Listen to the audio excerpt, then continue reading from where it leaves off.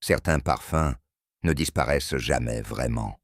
Ils s'accrochent aux souvenirs, s'infiltrent dans les silences et veillent dans l'ombre des vieilles demeures. Ce soir, les fantômes du passé ont une voix, et Hercule Poirot est prêt à les écouter. Avant de commencer, dis-moi en commentaire, d'où écoutes-tu cette histoire et quelle heure est-il chez toi? Alors, allons-y. Je me souviens encore de l'instant précis où Poirot, le regard brillant d'un enthousiasme rare, agita sous mon nez une enveloppe crème à l'écriture soignée. Mon cher Hastings, voyez plutôt. Une invitation qui ne saurait être ignorée. Elle émanait de la célèbre Élise d'Aubry, cantatrice désormais retirée de la scène, dont la voix avait autrefois ému jusqu'au mur du Covent Garden. Elle nous conviait, Poirot et moi, à séjourner quelques jours dans sa demeure de campagne, pour le simple plaisir d'un peu de compagnie sincère, disait-elle. L'invitation, quoique courtoise, contenait une note d'empressement presque troublante. L'encre, légèrement pressée par endroits, trahissait une main agitée. Mon ami haussa un sourcil. Elle désire notre présence pour autre chose que le thé et les promenades au jardin, murmura-t-il. Une femme comme Madame d'Aubry ne fait rien sans dessein. Je ne pus qu'acquiescer. Nous partîmes le surlendemain, en train, emportant peu de bagages, mais une grande curiosité. J'ignorais encore, à cet instant, combien cette invitation allait marquer le début d'un mystère, où l'ombre se glissait entre les notes de musique et les silences trop lourds. La villa d'Élise d'Aubry se trouvait en bordure d'un petit village du Kent, dissimulé derrière une allée de peupliers torsadés par le vent. Une bâtisse élégante, à la façade claire, qui respirait une certaine austérité malgré les rosiers en fleurs courant le long des murs. Une gouvernante silencieuse nous introduisit dans un vestibule lambrissé, où flottait un parfum discret, peut-être de lavande et de cire ancienne. Madame d'Aubry nous accueillit dans le petit salon d'hiver. Elle portait une robe sobre d'un bleu nuit fané, et son visage, jadis adulé sur les affiches, portait désormais les traits d'une beauté fatiguée. Mais ses yeux, eux, n'avaient rien perdu de leur acuité.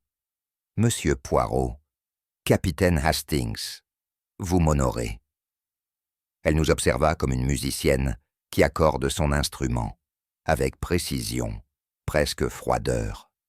Autour d'elle, la maison semblait écouter. Je notais tout de suite cette tension sourde, comme si chaque rideau abritait un murmure, chaque couloir un soupçon. « Vous trouverez ici un repos bienvenu », ajouta-t-elle avec un sourire trop bref. Poirot, qui s'était incliné avec respect, répondit simplement « Je crains, madame, que la paix soit rarement au rendez-vous lorsque je suis convié quelque part. » Elle ne réagit pas, mais je crus percevoir un tressaillement au coin de sa bouche. Peu après notre installation, Élise nous présenta les autres occupants de la maison. Une atmosphère de théâtre de province régnait dans le salon, chaque visage campant un rôle qu'il semblait mal jouer. Il y avait d'abord Madeleine, la nièce, une jeune femme au port élégant, mais au regard inquiet, que l'on sentait sur le fil, comme une corde trop tendue. Elle effleurait sans cesse un bracelet d'argent, geste nerveux et révélateur. Le jardinier, Monsieur Baudin, homme aux mains rugueuses et à la parole rare, se tenait en retrait, droit comme un if, avec une gravité presque liturgique.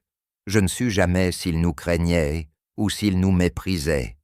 Puis vint Madame Vernet, la pianiste, une femme douce, aux gestes mesurés, qui parlait peu, les yeux toujours baissés, comme si elle cherchait une note oubliée sur le tapis.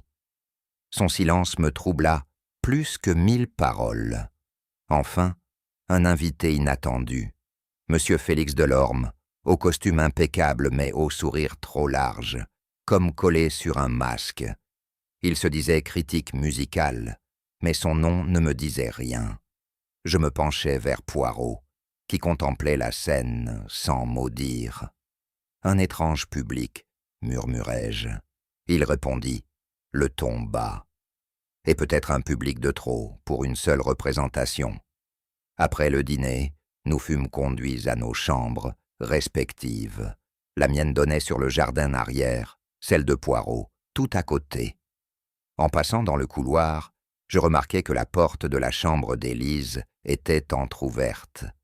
N'écoutant que ma curiosité, je jetai un coup d'œil discret à l'intérieur. La pièce était soigneusement rangée, d'un ordre presque théâtral. Sur la coiffeuse, un objet attira mon attention. Un flacon de parfum ancien, d'un verre épais légèrement bleuté, fêlé sur un côté, comme une blessure mal cicatrisée. Il n'était ni caché, ni mis en avant, mais placé avec une précision presque affectueuse. Il émanait de lui un parfum discret, poudré, que je ne sus définir.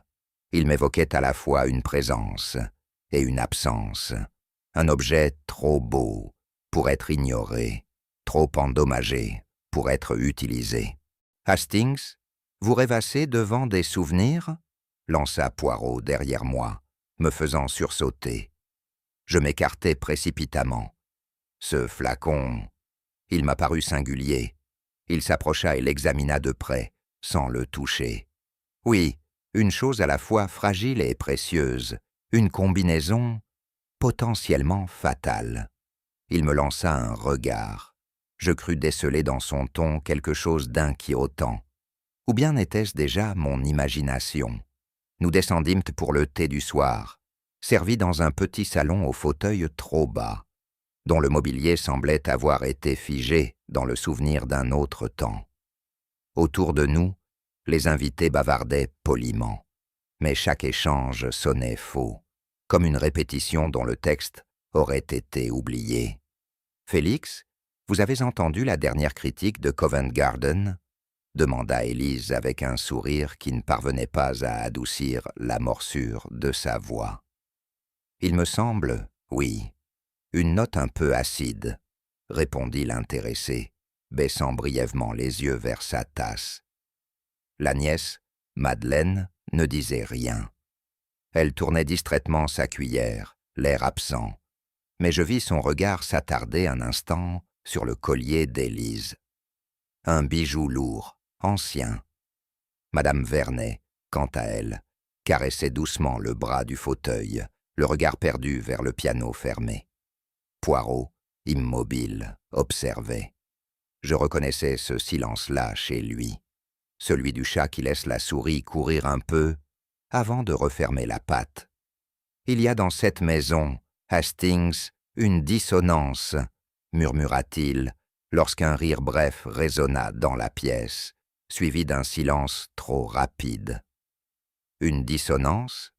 Une note fausse, et il ne faut parfois qu'une seule fausse note pour ruiner tout un concert. Je fus tiré de mon sommeil par un fracas discret mais distinct, un cri étouffé, peut-être, ou un verre brisé. Il était à peine 5 heures. Le manoir était plongé dans une obscurité totale. Une lueur vacillante venait du palier. La lumière d'une bougie, tenue par la gouvernante, pâle comme un drap. C'est Madame Élise. Elle ne répond pas. Je me précipitai en même temps que Poirot. La porte n'était pas verrouillée. Dans le grand lit à baldaquin, Élise reposait, la tête tournée vers la fenêtre. Elle semblait simplement endormie. Trop paisible, peut-être. Le médecin du village, appelé en urgence, conclut à une crise cardiaque. Il évoqua l'âge, les émotions, une tension trop forte. Elle était fragile, dit-il, et la vie, parfois, s'arrête comme un rideau qui tombe. Mais Poirot, en retrait, observait toujours. Ses yeux allèrent de la coiffeuse à la table de nuit, puis au lit. « Hastings, murmura-t-il enfin, avez-vous remarqué ce qui manque ?» Je regardais autour de moi sans comprendre. « Le flacon, dit-il, le flacon de parfum. Il n'est plus là. Un frisson me traversa l'échine. Le silence de la chambre n'était plus celui du sommeil. C'était celui, plus épais, plus sourd, du secret. Le lendemain matin, tandis que le docteur rangeait ses instruments et murmurait encore des banalités sur les cœurs vieillissants, Poirot demeurait debout près de la table de nuit, les bras croisés, le front plissé dans une intense réflexion. Je l'observais, intrigué, sans oser rompre son silence. Il se pencha enfin, lentement, et désigna du doigt un petit rond pâle dans le vernis du bois, à l'endroit exact où reposait la veille le flacon fêlé. « Regardez, Hastings !» Une empreinte silencieuse, mais tenace. Je m'approchai. La trace circulaire était bien visible, légèrement plus claire que le reste de la surface, comme une ombre en creux. Le flacon, il n'est plus là, fis-je, songeant aussitôt à ce que cela pouvait signifier. Justement, Madame d'Aubry déposait ce parfum chaque soir à cet endroit précis. C'était là un rituel, une habitude presque sacrée. Il tourna les talons et fit quelques pas dans la pièce, en silence. Puis, avec lenteur, il déclara « Soit le flacon a été enlevé après sa mort, ce qui est hautement improbable, soit il a disparu avant, ce qui rend la disparition bien plus intéressante. » Il se figea. Nous sommes, Hastings, en présence d'une absence, mais une absence éloquente. Et c'est dans le vide que parfois se cache le mensonge. La gouvernante, une femme mince, au visage sec et aux gestes mécaniques, fut convoquée sans délai dans le petit salon. Poirot, assis bien droit dans un fauteuil de velours grenache, l'interrogea avec une douceur qui contrastait étrangement avec la rigueur de ses yeux. « Dites-moi, mademoiselle Fournier, avez-vous aperçu le flacon de parfum sur la table de nuit hier soir ?» Elle hésita, cligna des paupières, puis acquiesça. « Oui, monsieur, lorsque j'ai apporté la tisane de madame, il y était, comme toujours. Et ce matin, disparu, mais je n'ai touché à rien, je vous le jure. » Poirot pencha la tête, pensif. « Était-ce le même flacon que d'habitude ?»« Toujours le même, monsieur. Un petit flacon en verre bleu, avec une fêlure sur le côté. » Son regard s'égara une seconde vers la porte, puis revint à nous. Madame le gardait précieusement. Elle disait que c'était un souvenir, d'avant la gloire. Poirot ne répondit pas. Il se contenta d'un signe de tête. Je notai, non sans trouble, que la première contradiction venait de surgir. Subtile, certes, mais déjà inquiétante. Alors que la gouvernante se retirait, je demeurai un instant seul dans la chambre silencieuse, envahi par une sensation étrange. Une odeur flottait dans l'air, ténue mais persistante. Ce n'était pas la senteur habituelle d'un parfum de dame, point de jasmin, de violette ou de rose. Non, c'était une fragrance plus amère, légèrement métallique, comme un arrière-goût d'herbes écrasées mêlées à de la poudre. Je m'approchai du lit, puis de la coiffeuse, mais l'odeur ne venait pas de là. Elle semblait flotter, comme suspendue dans l'espace, sans source précise. Cette présence olfactive me troubla profondément. Elle paraissait déplacée, comme un intrus dans une maison feutrée. Lorsque Poirot revint dans la pièce, je lui fis part de ma perception. Il renifla l'air, ferma les yeux un instant, puis murmura « Vous avez un nez plus fin que vous ne le croyez, mon ami. Ce parfum, ce n'est pas celui du flacon, n'est-ce pas? Non, Hastings, ce n'est pas un parfum, c'est un avertissement. » Il posa un doigt sur ses lèvres, comme pour sceller le silence entre nous.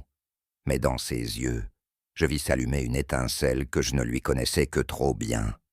Poirot entreprit alors sa promenade parmi les âmes de la maison. Il n'avait nul besoin de procédure ni d'autorité. Sa réputation seule suffisait à délier les langues, ou, mieux encore, à faire parler les silences. Il interrogea d'abord le jardinier, Monsieur Baudin, sur ses habitudes du soir. L'homme répondit avec une lenteur têtue, ses phrases semblant extraites d'un puits profond.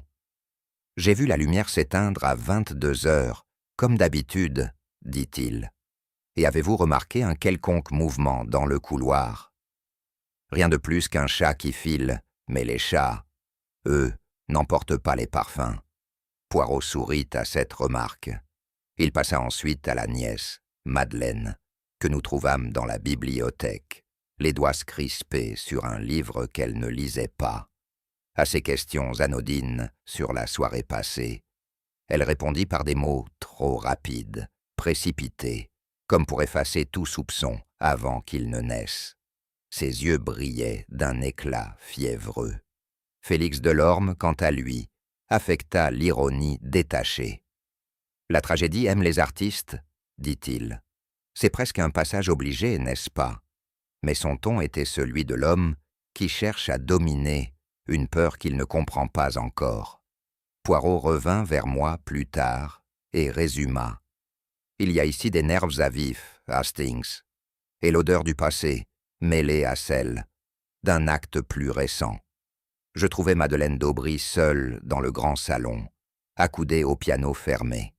Elle ne jouait pas, bien sûr, mais effleurait machinalement les touches muettes, comme si elle pouvait encore produire une note, un souvenir, un pardon.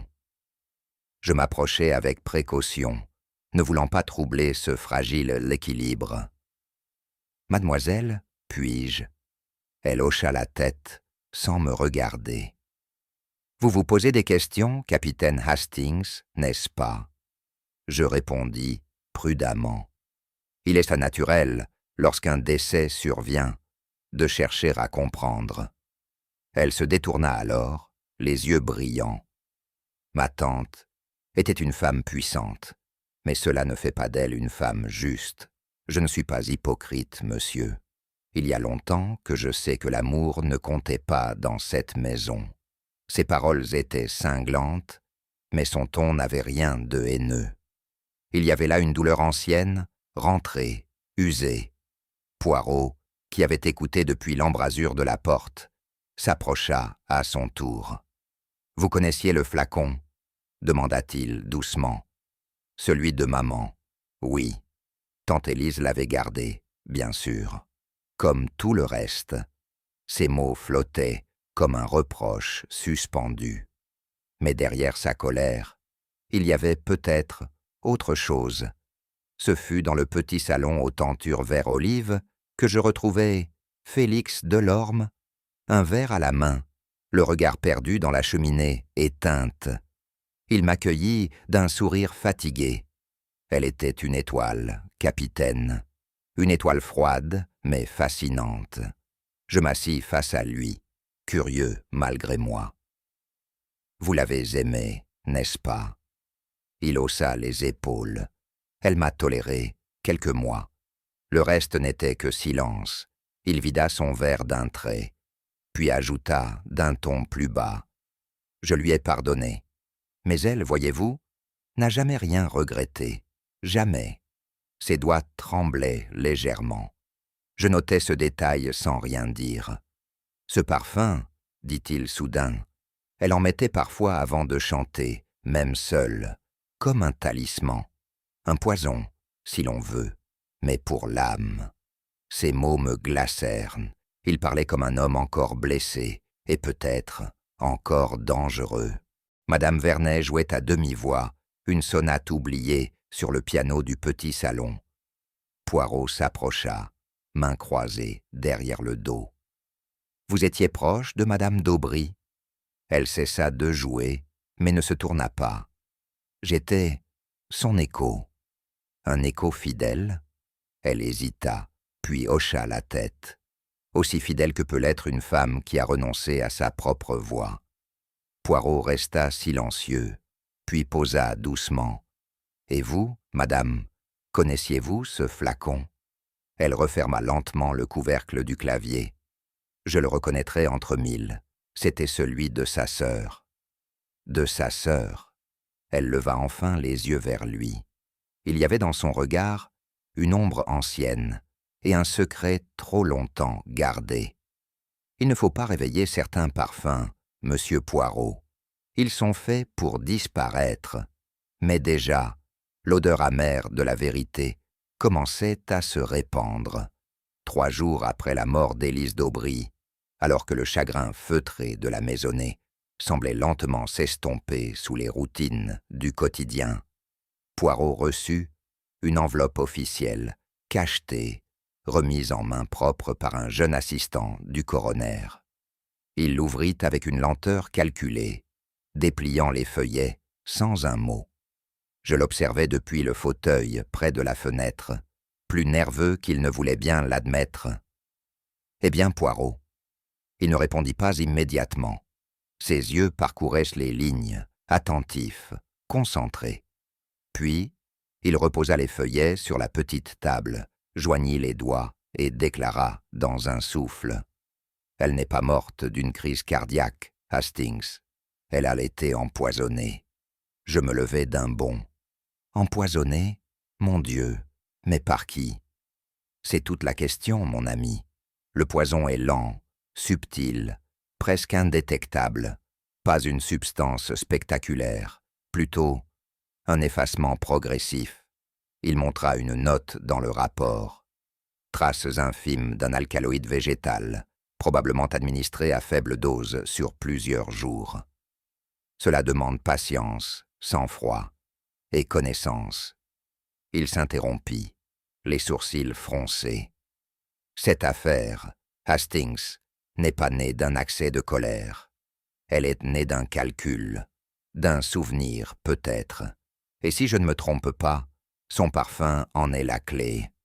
Je sentis alors que nous venions de franchir une frontière invisible, celle où le deuil devient énigme, et l'énigme un piège.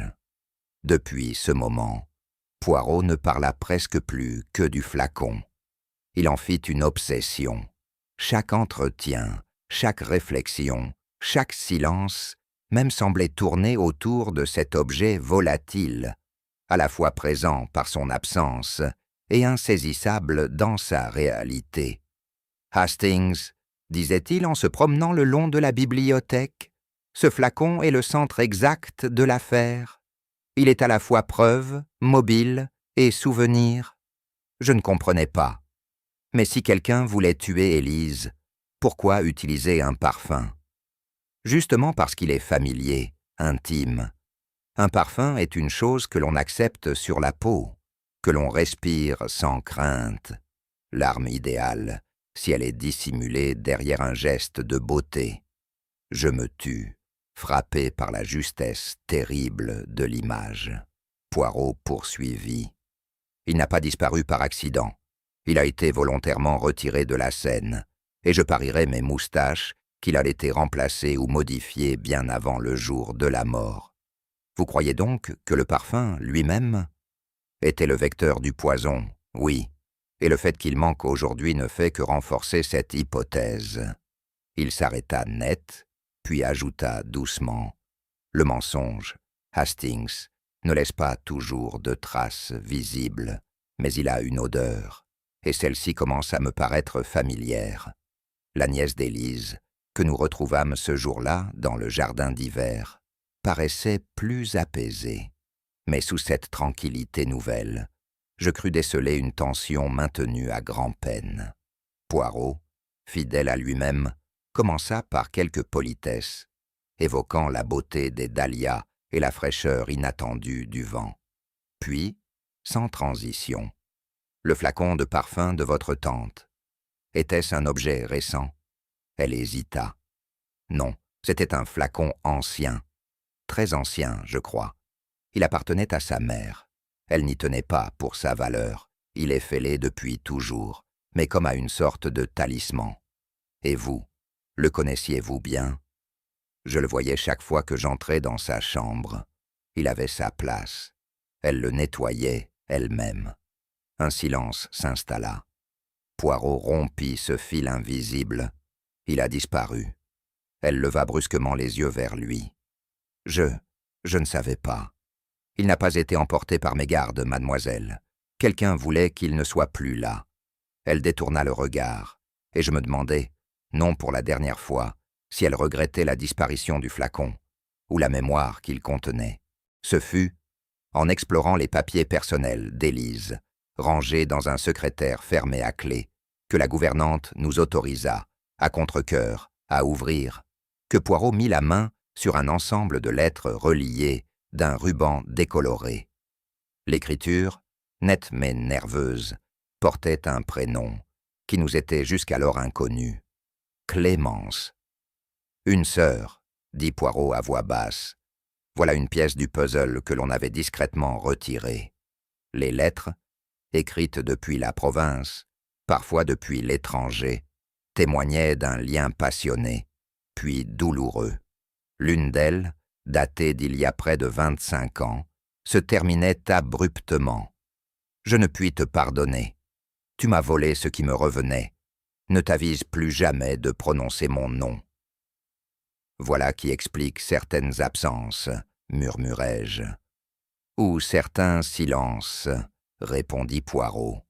Et il a curieux, n'est-ce pas, qu'un flacon ayant appartenu à la mère d'Élise réapparaisse soudain, alors qu'il a peut-être aussi appartenu à cette sœur. Il referma lentement la boîte et ajouta. Quand une famille t'efface un nom, Hastings, elle n'efface pas la mémoire. Elle la rend seulement plus dangereuse. Je compris alors que Clémence, bien qu'absente de cette maison, y rôdait peut-être encore, invisible mais vengeresse. Le nom de Clémence nous conduisit, presque mécaniquement, à chercher parmi les traces du passé que la cantatrice avait pourtant tenté d'effacer. Poirot, méthodique, demanda à consulter un vieux coffre à lettres, rangé dans une alcôve de la chambre d'Élise. La gouvernante s'exécuta sans un mot, bien que ses gestes trahissaient une hésitation mal dissimulée. Parmi les missives liées à sa carrière, invitations, contrats, éloges, Poirot mit à part un ensemble de lettres écrites d'une main d'homme, d'un ton plus intime. Leur contenu était à la fois passionné et désespéré. L'homme parlait d'un amour interrompu, d'une promesse trahie, sous la pression du monde extérieur. Elle l'a quitté, murmurai-je, ou plutôt, elle a cédé à la peur du scandale. Oui, fit Poirot. L'amour n'a pas résisté au regard du public. Elle l'a sacrifié, non par cruauté, mais par instinct de conservation. Il relut un passage à voix basse, presque avec tristesse. Tu m'as chassé pour sauver ton nom. Mais c'est ton âme que tu as perdue. C'est là, Hastings, que réside la clé d'un cœur blessé. Et parfois, ces blessures, si anciennes soient-elles, ne cicatrisent jamais tout à fait. À force de recherches patientes, Poirot mit la main sur plusieurs coupures de journaux, jaunis, mais précieusement conservés entre les pages d'un album, oublié dans la bibliothèque. Certaines dataient de plus de 20 ans. L'une d'elles attira son attention. Elle relatait une rivalité tenace entre Élise d'Aubry et une autre cantatrice prometteuse, Marguerite Saulnier. Les articles évoquaient une tension croissante entre les deux femmes, culminant lors d'un concours prestigieux où Élise, contre toute attente, s'était désistée à la dernière minute. Marguerite, bien qu'ayant remporté le prix, avait ensuite disparu de la scène lyrique. Nul ne savait ce qu'elle était devenue. « Un duel sans vainqueur », murmura Poirot. Une autre coupure, plus brève, mentionnait un départ soudain d'Élise vers l'Italie, officiellement pour raison de santé. Mais un journaliste suggérait un exil discret, après un événement mondain malheureux dont les circonstances restaient obscures.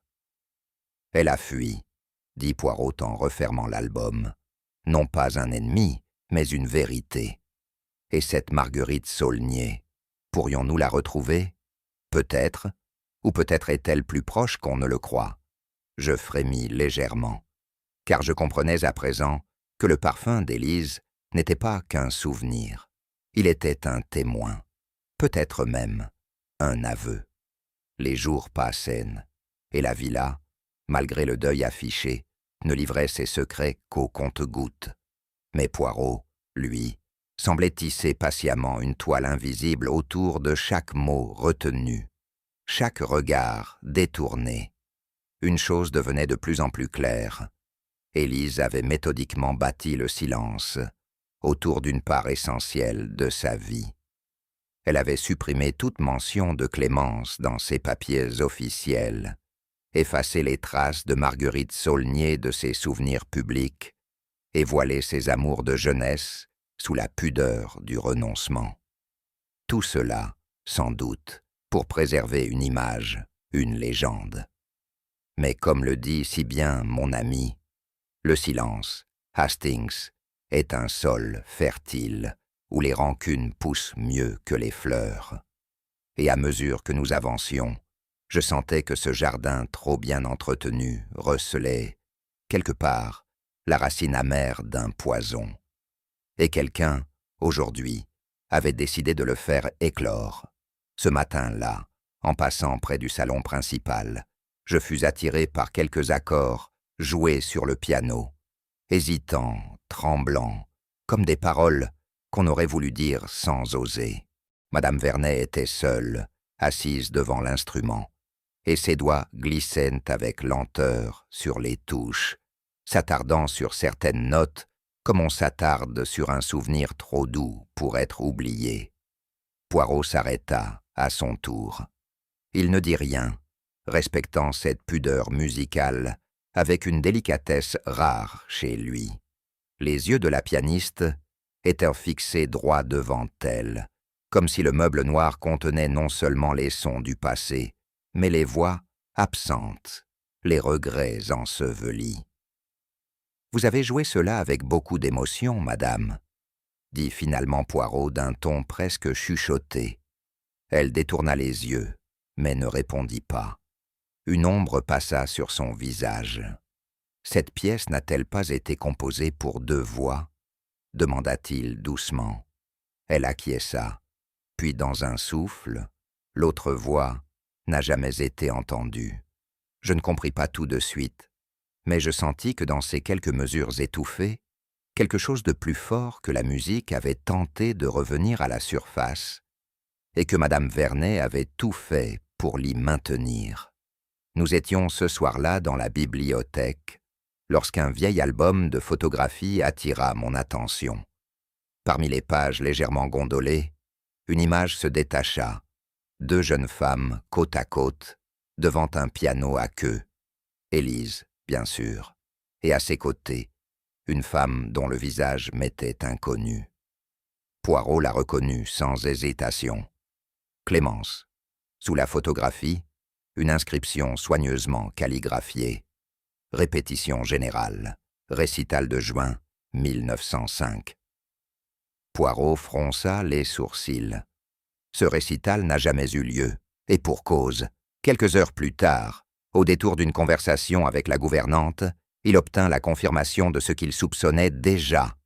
Élise et sa sœur, toutes 2 musiciennes accomplies, devaient se produire ensemble dans un concert prestigieux. Mais l'événement avait été annulé sans explication officielle. Clémence a quitté la maison le lendemain, dit simplement la vieille femme, et n'y est jamais revenue, n'est-ce pas? Elle hocha la tête, le regard perdu dans quelque chose de trop ancien pour être exprimé.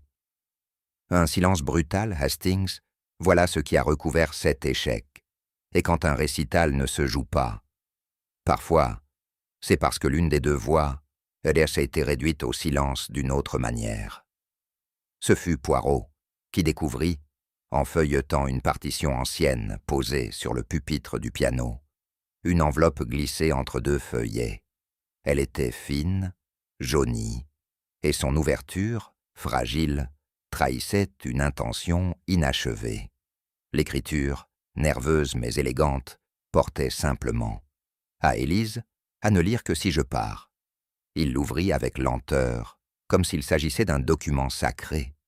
À l'intérieur, la lettre était brève, mais chaque mot semblait peser, en équilibre entre la douleur et l'aveu. Tu as pris ce qui était mien, Élise. Non pas un rôle, ni un amant, mais le droit d'exister. Maman te préférait, tu le sais. Et ce flacon, ce misérable flacon qu'elle m'a donné, tu me l'as arraché comme tout le reste. Je ne serai jamais ta rivale, mais souviens-toi que ce qui est fêlé peut encore blesser. Je sentis un frisson me parcourir. Poirot demeura immobile un long moment, puis, lentement, il replia le papier. Une lettre d'adieu, mais aussi une promesse ou une menace. Pensez-vous qu'Élise ait lu cette lettre? Je l'ignore. Mais elle ne l'a jamais détruite, ce qui signifie que, quelque part, elle savait, et qu'elle redoutait peut-être ce moment, celui où la voix étouffée de sa sœur reviendrait, non pas en musique, mais en vengeance.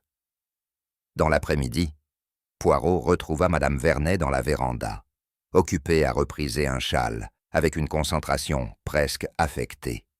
Il s'assit à ses côtés, paisiblement, puis prononça quelques mots à peine. Clémence écrivait magnifiquement. Ses lettres sont poignantes.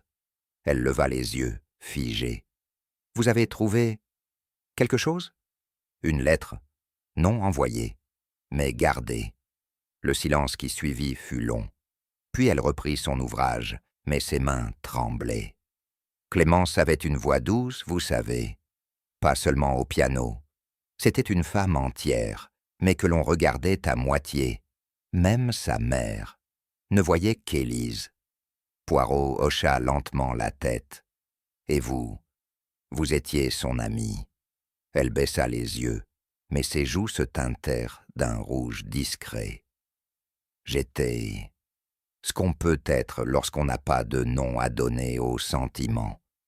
Je m'apprêtais à poser une question, mais Poirot me fit signe de me taire.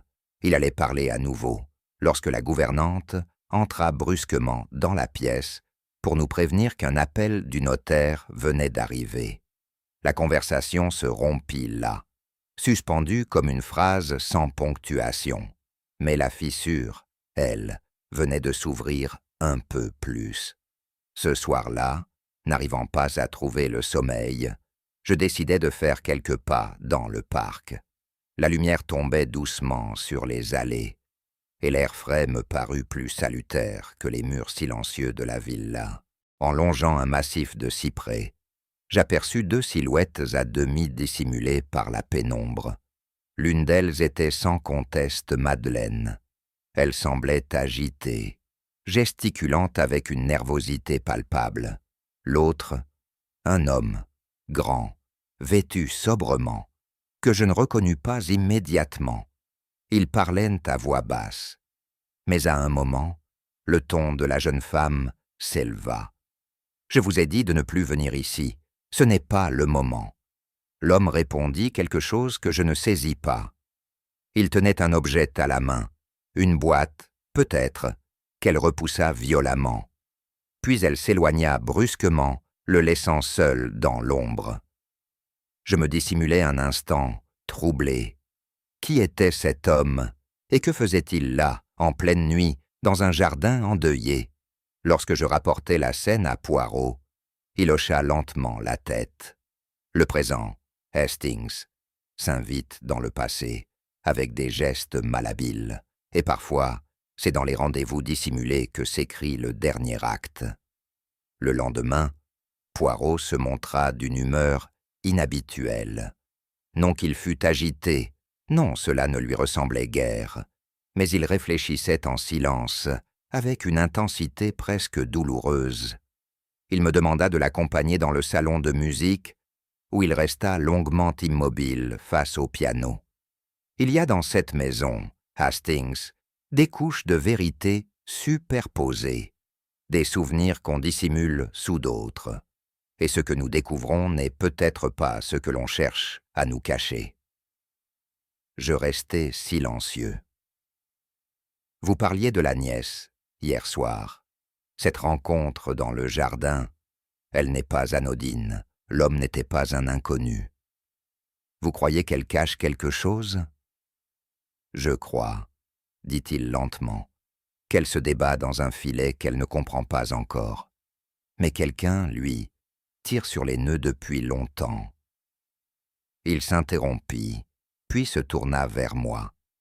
Et cette lettre de Clémence, ce flacon disparu, ces tensions autour de l'héritage, tout cela n'est pas éparpillé. Il y a une main qui a rassemblé les pièces, une main invisible. Je le fixai. Vous avez une idée de qui? Pas encore, mon ami. Mais le parfum est là, toujours là. Il rôde.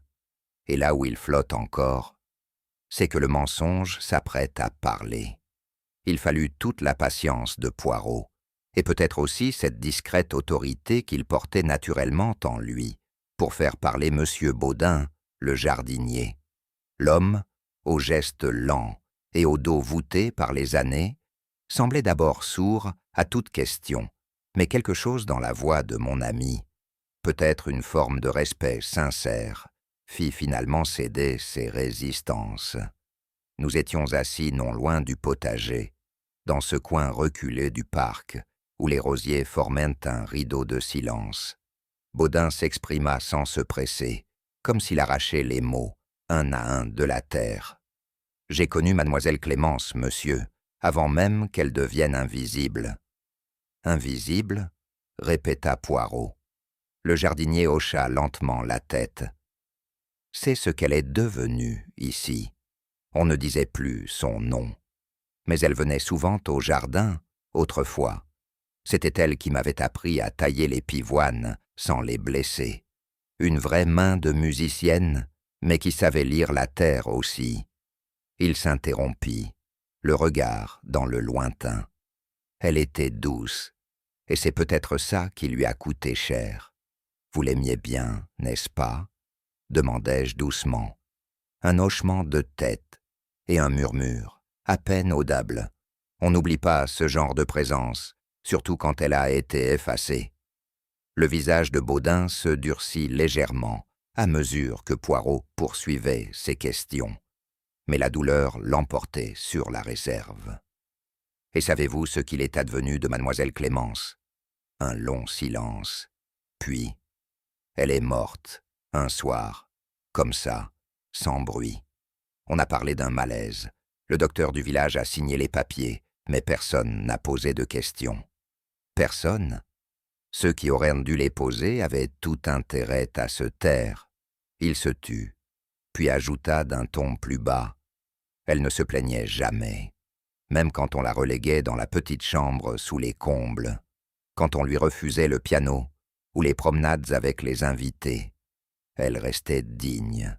Et la maison, comment a-t-elle réagi à sa disparition? Un rictus amer fendit ses lèvres.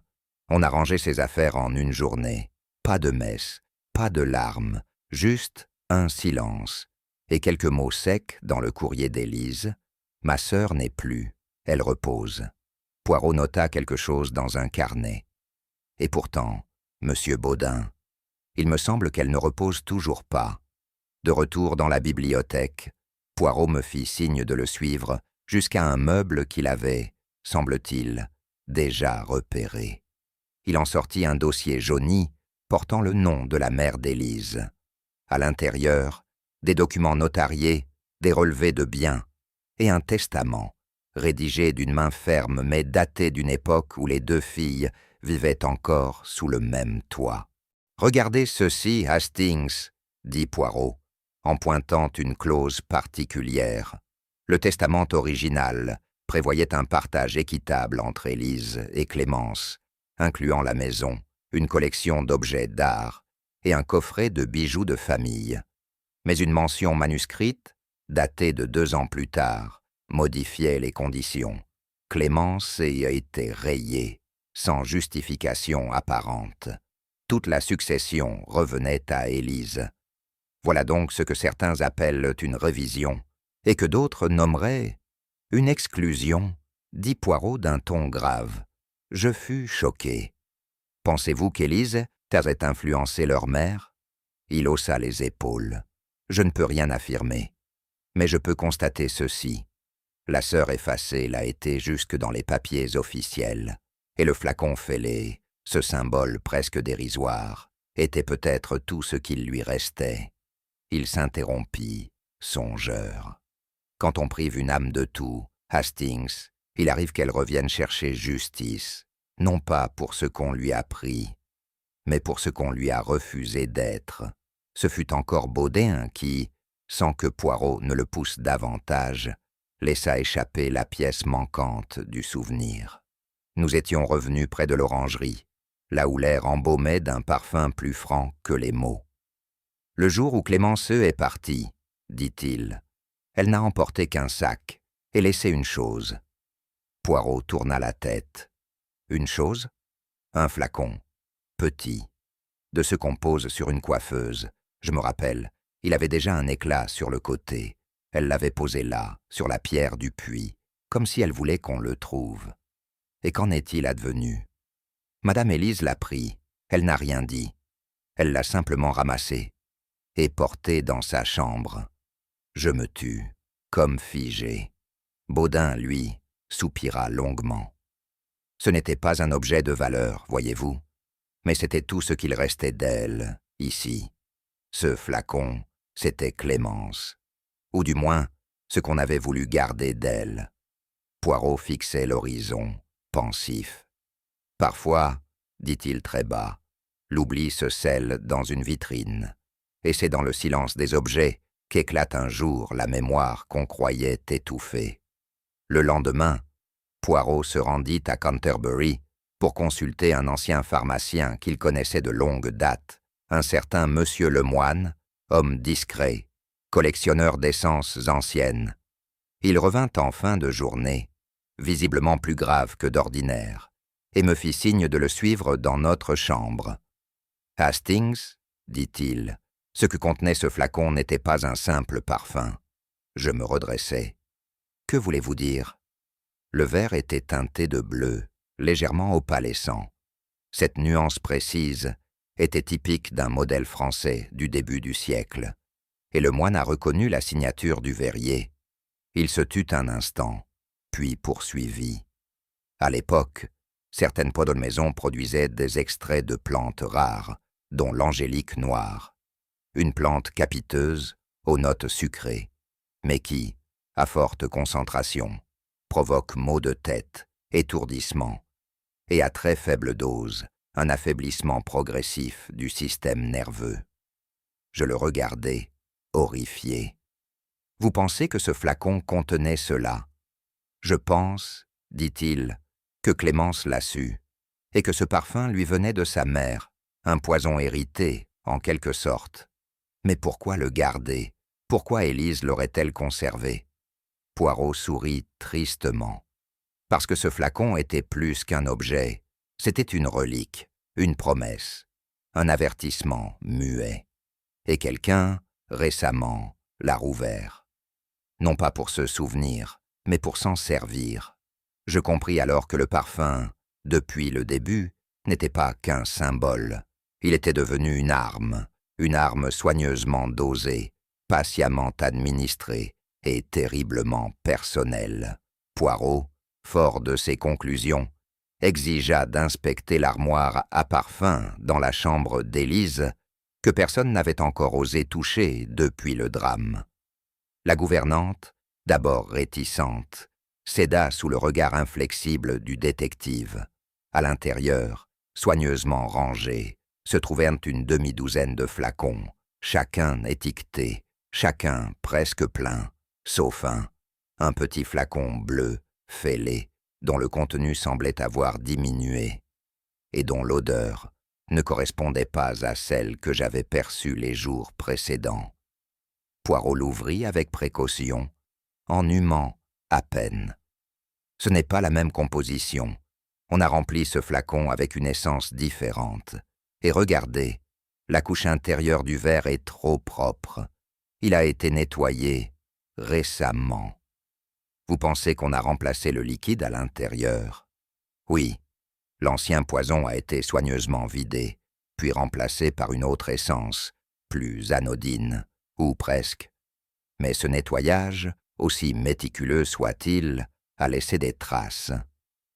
Il montra un mince résidu blanchâtre à la base du verre. « Voilà la preuve, Hastings. Le flacon a été manipulé. Non pas hier, ni avant-hier, mais il y a plusieurs semaines, ce qui prouve une chose essentielle. Ce crime a été préparé, lentement, avec une intention froide et maîtrisée. Je sentis un froid me gagner. Et celui ou celle qui a opéré connaissait l'histoire de Clémence.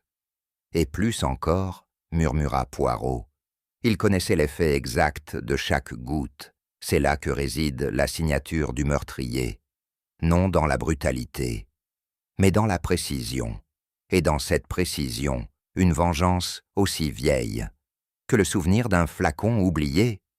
Pendant plusieurs jours, les soupçons convergèrent vers Madeleine d'Aubry, et à vrai dire, tout l'y désignait, son agitation nerveuse, ses réponses évasives, son incapacité à soutenir le regard de Poirot, sans parler de ses murmures dans la maison à propos de dettes contractées à la hâte, d'une promesse d'héritage qui tardait à se concrétiser.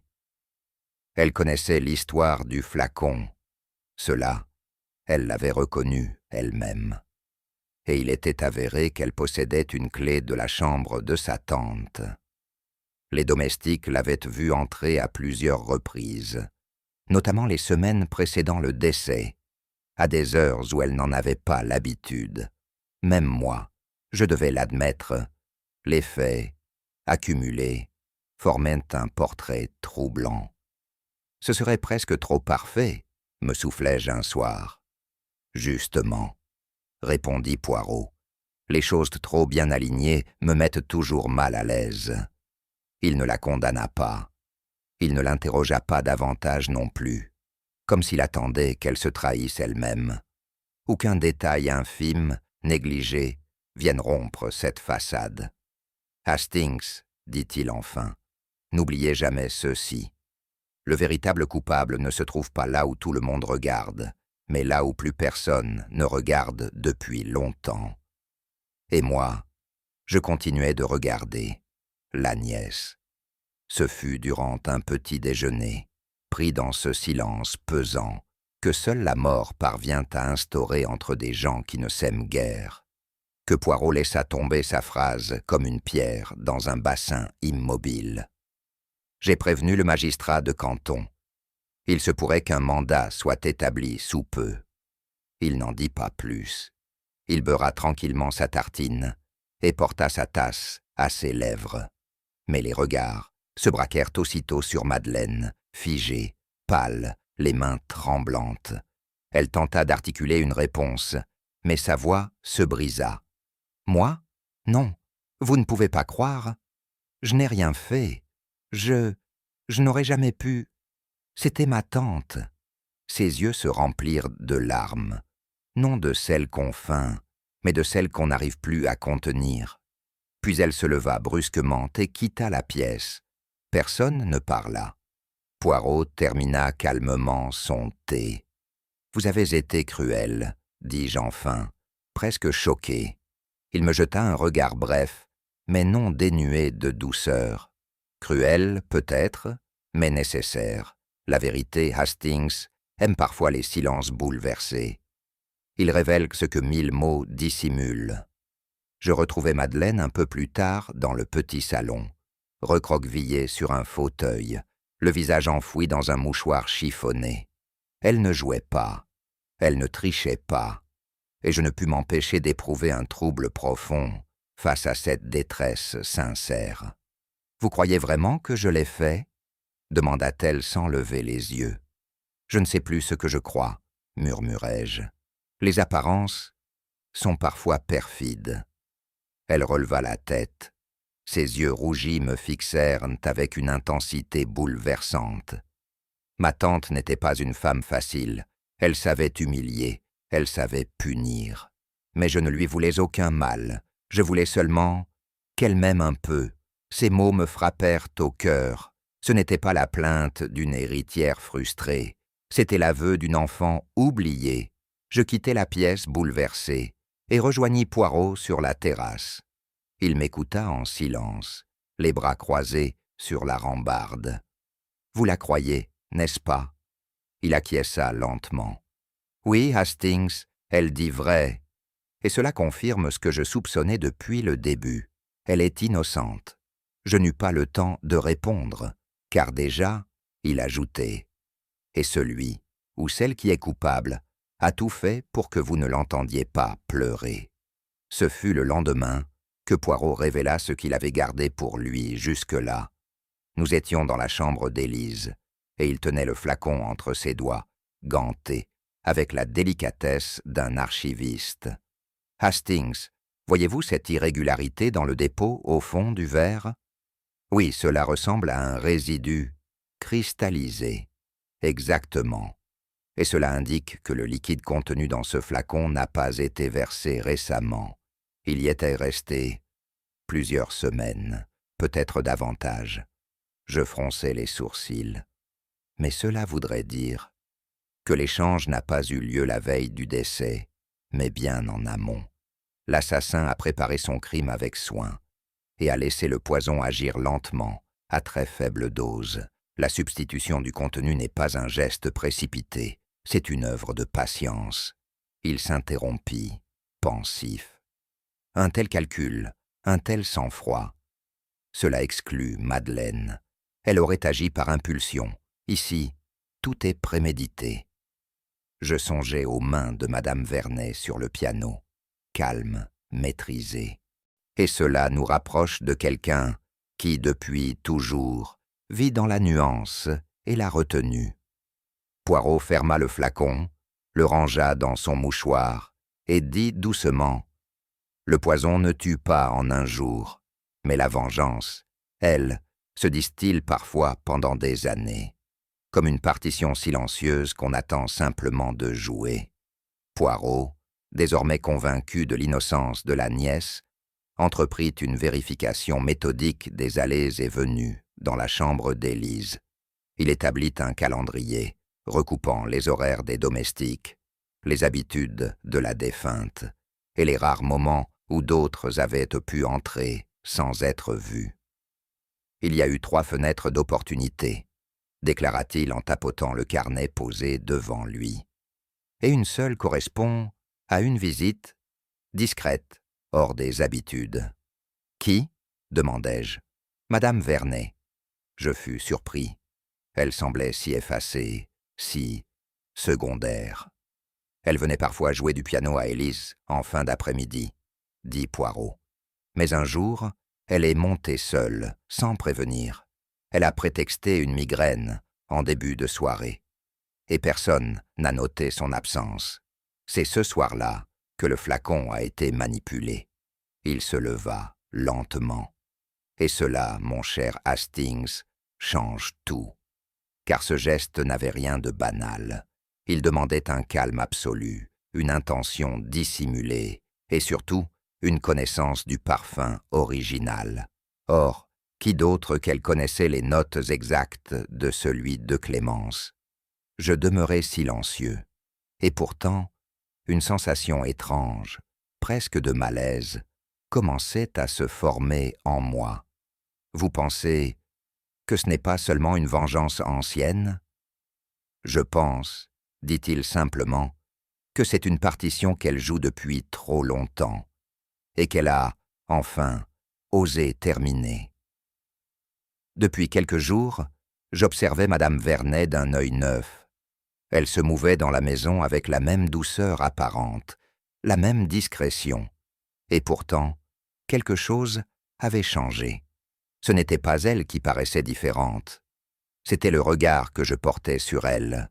Elle passait plus de temps qu'avant dans les pièces communes, sans rien dire, écoutant les conversations sans jamais y prendre part. Elle s'asseyait au piano, mais ne jouait plus. Elle posait les doigts sur les touches, puis les retirait, comme si la musique, elle aussi, s'était tue. Poirot l'avait remarqué, bien sûr. Mais il ne lui posa pas une seule question de plus. Il attendait. Il savait. Le poison, Hastings, est comme un regard trop longtemps contenu. Il finit par s'échapper, même à travers le silence. Ce fut ce matin-là, alors que Madame Vernet reprenait son tricot dans la véranda, qu'elle croisa mon regard plus longuement que d'ordinaire. Il n'y avait plus de peur en elle, pas même de honte, juste une sorte de paix étrange, comme si elle avait achevé ce pourquoi elle était venue. Je compris alors ce que Poirot savait déjà. Le flacon n'était pas un souvenir volé, c'était une offrande. Et Madame Vernet, dans son ombre de pianiste oubliée, venait peut-être de jouer sa dernière note. Ce matin-là, Poirot, avec une lenteur calculée, demanda que tous les occupants de la maison soient réunis dans le grand salon boisé. La pièce, d'ordinaire calme, semblait s'être chargée d'une tension sourde. Les fauteuils avaient été déplacés, comme pour une étrange répétition générale, et chacun y prit place avec une raideur de marionnette. Je me tenais à sa droite, comme toujours, observant ces visages désormais si familiers. Madeleine, blême mais droite, les lèvres pincées. Madame Vernet, immobile, les mains croisées sur ses genoux. Delorme affectant une décontraction mal assurée. Et Baudin, debout près de la porte, le regard fuyant. Poirot prit enfin la parole. « Mes amis, » commença-t-il d'une voix égale, « il est temps, hélas, de refermer cette partition dissonante. Et pour cela, il faut d'abord entendre chacune des notes, même les plus douloureuses. » Il s'interrompit, laissant un silence s'installer comme un souffle suspendu. « Ce que je vais dire ne vise ni à humilier, ni à condamner.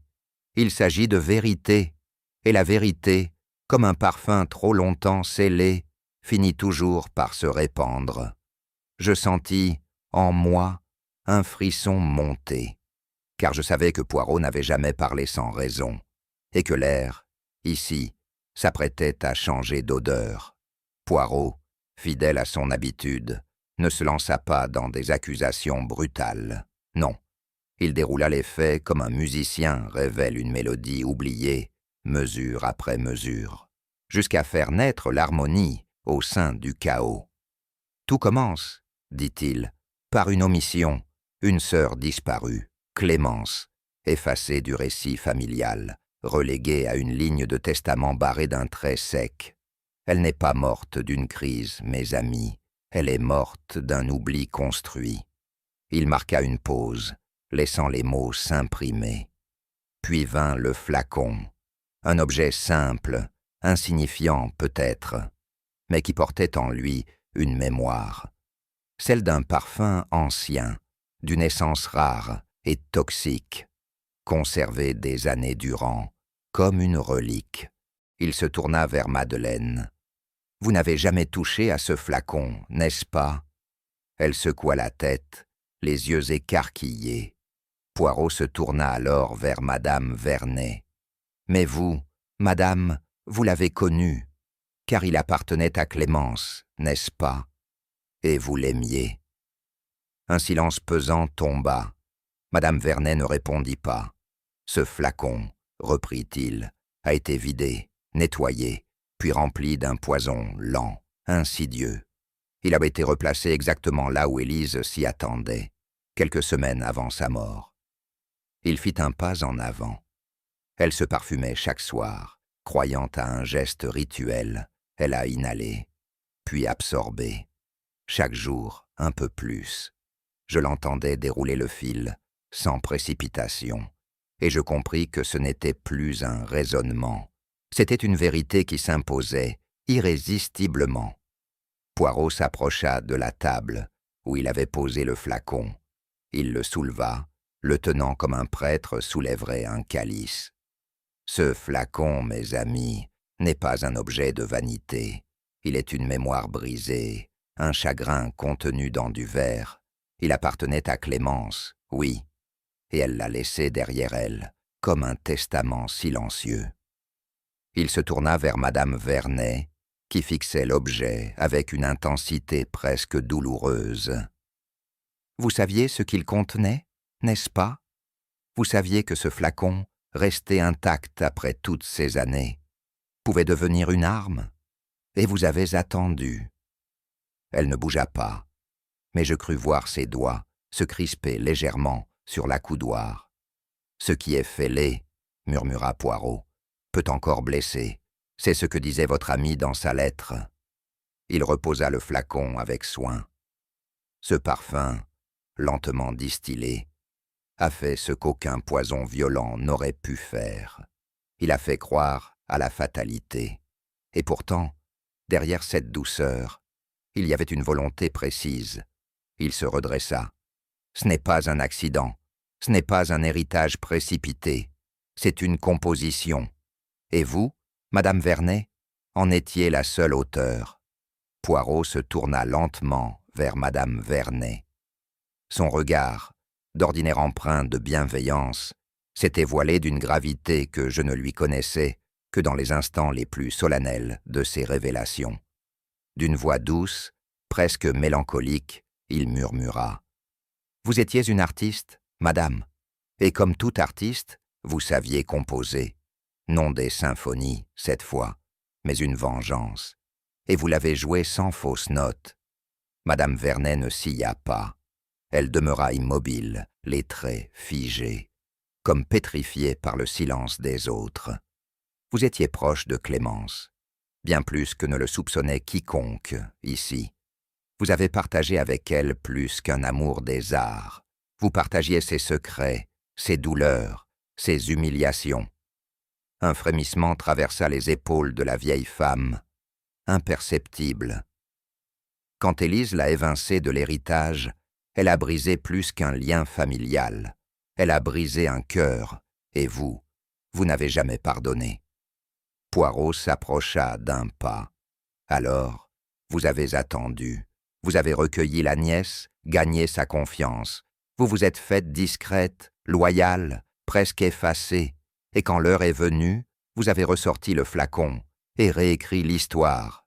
Un silence lourd s'abattit sur la pièce. Il ne s'agissait plus d'un crime passionnel, mais d'une partition écrite dans l'ombre, note après note, par une main tremblante de chagrin, et pourtant sûre d'elle. « Vous auriez pu agir seul, » dit Poirot, presque avec douceur. « Vous auriez pu ne viser qu'Élise, mais vous avez voulu que le soupçon se porte sur Madeleine. » Madame Vernet baissa légèrement la tête, comme si le poids de ces années se révélait enfin. « Reproduire le mal, » continua-t-il, pour le faire comprendre. « Vous espériez que la nièce vive ce que Clémence avait subi, le doute, l'accusation, la honte. Je l'écoutais, le cœur serré. Jamais je n'aurais soupçonné une intention aussi glacée, dissimulée derrière tant d'apparente bienveillance. Tout était pensé, poursuivit Poirot. Le flacon, la lenteur du poison, les regards détournés, les silences.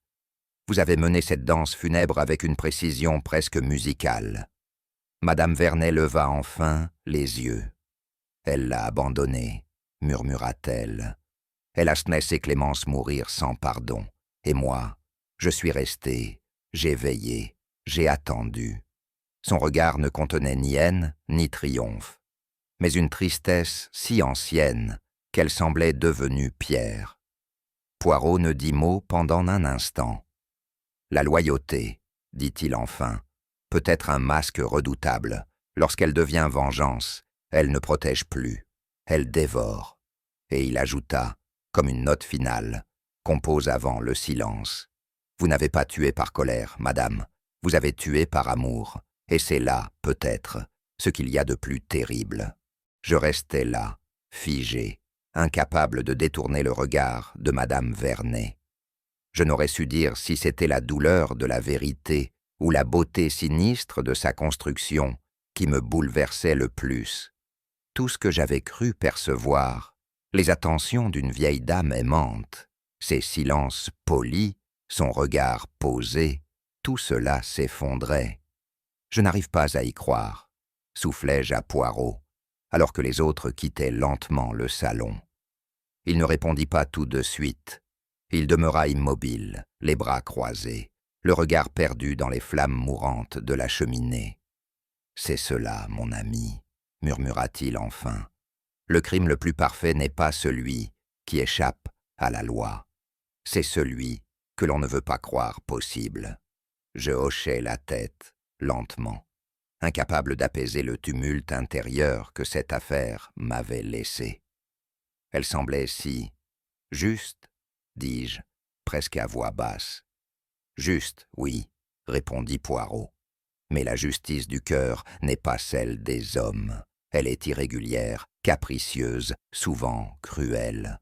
Madame Vernet n'a pas puni Élise. Elle a recréé un drame pour que quelqu'un d'innocent souffre à son tour, comme Clémence avait souffert. Je me tus. Il poursuivit, avec cette nuance d'amertume rare chez lui. La douleur tue parfois 2 fois, Hastings. Une première fois dans la chair, une seconde dans l'âme. Et cette seconde mort, personne ne la voit venir. Je quittai le salon ce soir-là avec un poids que ni la logique, ni les mots ne pouvaient dissiper. Car au fond, ce n'était pas un meurtre que nous venions de résoudre. C'était un chagrin si profond qu'il avait trouvé, en secret, sa propre justice. Madame Vernet se leva avec une lenteur qui n'avait rien d'indécise. Sa silhouette, menue mais droite, évoquait à cet instant une noblesse silencieuse, presque douloureuse. Le policier qui se tenait près de la porte n'eut pas besoin de hausser la voix, ni de répéter ces mots. Elle avait compris, depuis longtemps, sans doute. « Je suis prête », dit-elle simplement. Je la regardai, stupéfait par cette absence de résistance. Aucune plainte, aucune larme, aucune justification. Elle se laissa glisser dans son manteau, avec une grâce résignée, comme si elle s'apprêtait à rejoindre une répétition familière, non à quitter une scène de crime. Poirot, qui n'avait pas quitté son fauteuil, inclina légèrement la tête. Il n'y avait ni triomphe ni jugement dans son regard, mais une forme de respect. Il savait, lui aussi, que cette femme n'avait pas commis son acte à la légère. « Vous ne dites rien ?» demandai-je, incapable de retenir ma voix. Elle me répondit d'un regard, un regard qui portait le poids de tant d'années, de tant de choses tues. Puis elle souffla, comme à mi-voix. Il y a des silences qu'on n'échappe pas. Et elle franchit le seuil, encadrée mais non contrainte, laissant derrière elle le parfum discret de quelque chose de fini. Il n'y a eu pas d'éclat, pas de cris, pas de foule. Juste cette impression étrange que tout avait déjà eu lieu, et que ce n'était là qu'une dernière note, jouée sans regret. Nous demeurâmes quelques instants dans le silence, qui suivit. Puis, d'un commun accord, Poirot et moi traversâmes lentement les couloirs déserts de la demeure. Le bois craquait sous nos pas, mais ce n'était pas ce bruit-là qui me troublait. Il y avait autre chose. « Vous sentez ?» demandai-je à mi-voix, m'arrêtant près du palier. Poirot hocha la tête, presque imperceptiblement. « Oui, mon ami, c'est encore là. » Un effluve ténu, comme suspendu dans l'air, flottait autour de nous. Ce n'était pas l'odeur brute d'un parfum de société, mais celle, plus intime, plus ancienne, d'une présence devenue souvenir, un soupir olfactif, presque irréel. Je pensais au flacon fêlé, à l'essence rare, à la sœur oubliée dont la mémoire, pourtant, imprégnait encore chaque recoin de ces murs. Était-ce vraiment une odeur que je percevais, ou bien la trace mentale d'un mystère désormais élucidé, mais non apaisé? Poirot me regarda avec une douceur presque fraternelle. Le parfum, Hastings, ce n'était jamais qu'un symbole. Il ne portait pas la mort en lui, il portait la mémoire. Je voulus répondre, mais les mots me manquaient. Je me contentais d'acquiescer, les yeux fixés sur un rideau immobile. Il est des demeures où le temps ne passe pas de la même façon, où les drames passés continuent de respirer à travers les choses. Ici, le silence n'était pas vide, il était peuplé, et le parfum, en vérité, n'avait jamais quitté ces lieux. Plus tard, en regagnant ma chambre, je ne pus m'empêcher de songer à Clémence. Nous ne l'avions jamais vue, pas même sur une photographie. Son nom n'avait été que murmure, rature dans une lettre, allusion dans un souvenir. Et pourtant, c'était elle, désormais, que je ne parvenais plus à chasser de mon esprit. Je la voyais, ou plutôt je l'imaginais, jeune, fière, aimante peut-être, évincée, humiliée, réduite au silence par un monde qui jugeait plus qu'il ne comprenait. Avait-elle mérité le sort qui fut le sien?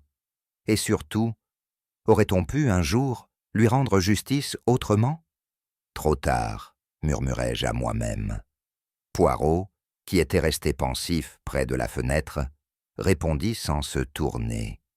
La vérité vient toujours, Hastings, mais elle ne guérit pas, elle explique, elle éclaire, parfois, elle console, mais le plus souvent, elle arrive quand le mal est déjà fait.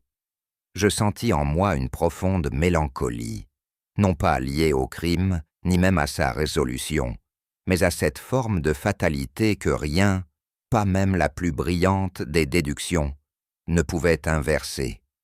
Clémence était morte depuis 25 ans, et personne, sauf une femme blessée, n'avait jugé utile de dire son nom.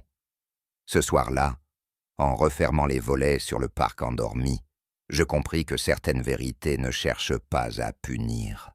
Elles veulent seulement exister, même trop tard, même en silence. Alors que nous quittions le salon où s'était jouée la dernière scène, je vis Poirot s'arrêter un instant près du guéridon, où reposait encore le flacon fêlé. Il le contempla longuement, comme on observe une relique douloureuse. Sa voix, lorsqu'il parla, fut plus basse que d'ordinaire, teintée d'une gravité singulière. « Voyez, mon ami, comme l'être humain est semblable à ceci. Un objet si petit, si délicat, une faille presque invisible, et pourtant, assez pour que le poison s'y glisse, assez pour que le mal y demeure. » Je hochai la tête sans répondre. Ce flacon, autrefois anodin, s'était transformé en réceptacle d'un ressentiment si ancien qu'il semblait avoir traversé les générations. Et c'est ce même parfum, jadis, marque d'un amour partagé, qui avait été détourné pour devenir l'instrument d'une vengeance minutieusement ourdie. « Ce n'est pas la matière qui tue, Hastings, » ajouta Poirot. « C'est le sentiment qu'on y verse. L'amour blessé devient une essence dangereuse. Le pardon non accordé, un poison lent. » Je regardai encore l'objet fêlé, et je compris ce qu'il voulait dire. La fissure n'était pas que dans le verre, elle était dans les cœurs, dans les silences, dans ce que l'on choisit de ne jamais dire. Et tant qu'elle n'est pas nommée, cette fissure infecte, corrompte, jusqu'à devenir meurtrière. Nous laissâmes le flacon là, à sa place, non comme une pièce à conviction, mais comme un symbole, celui de tout ce qui semble fragile, et qui pourtant tue. Nous montions l'escalier pour quitter la demeure lorsqu'un rail de lumière, filtrant par l'une des fenêtres, dessina brièvement un éclat sur le parquet ciré. Poirot s'arrêta une seconde fois, comme mu par une pensée soudaine. Il se retourna vers moi et, d'un ton calme, presque cérémonieux, prononça ces mots. « Le temps, qui fortifie les amitiés, affaiblit l'amour. Racine, mon ami. Mais voyez combien certaines blessures ne connaissent ni l'usure ni la paix. » Je le regardai, ému par la justesse mélancolique de cette citation. La sœur d'Élise, si longtemps reléguée à l'ombre, n'avait pas vu son nom traverser le temps, mais sa souffrance, elle, avait survécu, et ce faisant, elle avait infecté d'autres vies, d'autres cœurs. Elle n'a jamais eu droit à la parole, murmurai-je. Même sa tombe est absente, effacée. Et c'est pour cela que Madame Vernet a parlé à sa place, répondit Poirot. Malheureusement, elle a choisi la langue du silence et de la mort. Tout dans cette affaire semblait reposer sur des mots qu'on n'avait jamais osé dire, des lettres non écrites, des concerts jamais donnés, des regards évités, et derrière chacun, une faille invisible, comme celle du flacon, que seul un œil attentif pouvait percevoir. Je descendis le dernier escalier avec une étrange lourdeur, comme si l'on quittait non une maison, mais un souvenir trop dense, et je compris que certaines vérités ne guérissent pas, elles révèlent seulement, et puis elles s'en vont. Lorsque nous franchîmes le portail, une fine pluie s'était mise à tomber. Elle ne trempait pas, elle caressait, comme une excuse venue du ciel. Je marchais en silence à côté de Poirot, la canne battant doucement les dalles humides. Je me surpris à respirer plus lentement. La tension qui m'avait accompagné depuis le début de cette affaire semblait s'être évaporée avec les premières gouttes, comme si la vérité, une fois dite, avait lavé les pierres et l'air des soupçons qui les alourdissaient. Une pluie bien anglaise, dis-je avec un sourire triste. Discrète, mais obstinée. Poirot incline la tête, comme certaines douleurs, mon ami. Mais parfois, elles permettent aussi de faire germer autre chose. Nous marchâmes ainsi jusqu'au bout de l'allée, sans échanger davantage. Derrière nous, la maison se fondait dans la brume. Elle n'avait rien perdu de son élégance, mais quelque chose avait changé. Elle n'était plus le théâtre d'un crime. Elle devenait le mausolée d'une mémoire, d'un amour interdit, d'un deuil jamais exprimé. Je pensais à la nièce d'Élise, à ses yeux perdus dans le parc, à cette jeunesse tenue à distance par les secrets des aînés. Peut-être, enfin, allait-elle vivre pour elle-même? Lorsque nous atteignîmes la route, Poirot sortit doucement son mouchoir, essuya une goutte sur sa moustache et murmura. « Voilà, Hastings, l'histoire est terminée. Mais la musique, elle, continue. Ailleurs, parfois, ce n'est pas la violence du crime qui marque les cœurs, mais le silence ancien qui l'a rendu possible. Et vous, jusqu'où peut aller le poids d'un souvenir mal refermé? Si cette histoire vous a touché, aimez-la, partagez-la, et dites-moi en commentaire ce que vous en pensez. Cela m'aide à continuer à vous faire voyager dans ces mystères d'ombre et de vérité. Car certaines vérités ne s'éteignent qu'avec la dernière note d'un parfum oublié.